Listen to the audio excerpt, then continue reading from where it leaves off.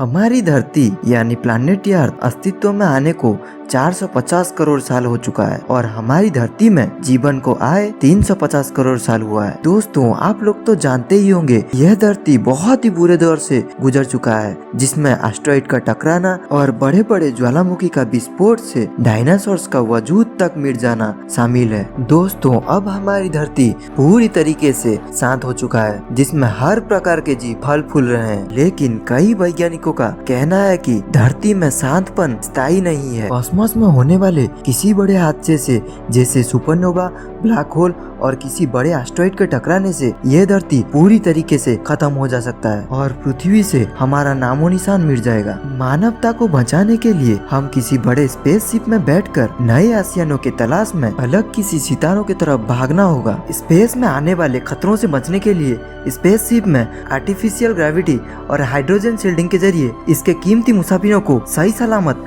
रखा जा सकेगा। तब हमारे पास एक ही उम्मीद होगा, जिसमें हमारे सौरमंडल के पास में बसे तारे अल्फा सेंटाउरी की ओर भागा जाए, क्योंकि अल्फा सेंटाउरी स्टार सिस्टम में एक ग्रह जिसमें पृथ्वी की तरह वायुमंडल और पानी होने की संभावना है, वह ग्रह का नाम है प्रोक्सिमा सेंटाउरी। यह ग्रह हैबिटेबल जोन में परिक्रमा करता है, जिसके चलते जीवन के लिए अनुकूल है, जिसके चलते इस प्लैनेट का तापमान सामान्य होगा और यहाँ के वायुमंडल भी इस तरह से ढल चुके होंगे, जिसमें इसके तारे से निकलने वाले रेडिएशन को ऑब्जर्व कर सके। इसीलिए हमारी पृथ्वी नष्ट होते ही हम इंसानों के पास एक ही उम्मीद होगा, किसी तरह से इस प्लैनेट तक हमारे सभ्यता को पहुंचाया जा सके। लेकिन इस जर्नी में बहुत सारी रुकावटें हैं, जिसको हम कभी नजरअंदाज नहीं कर सकते। यह स्टार सिस्टम हमारे ग्रह पृथ्वी से करीब 4.367 लाइट ईयर दूर में मौजूद है। आप इस अल्फा सेंटाउरी तारे मंडल को रात के अंधेरों में तीसरा सबसे चमकीला तारों के रूप में देख सकते हैं, क्योंकि यह प्लैनेट हमसे इतना दूर है।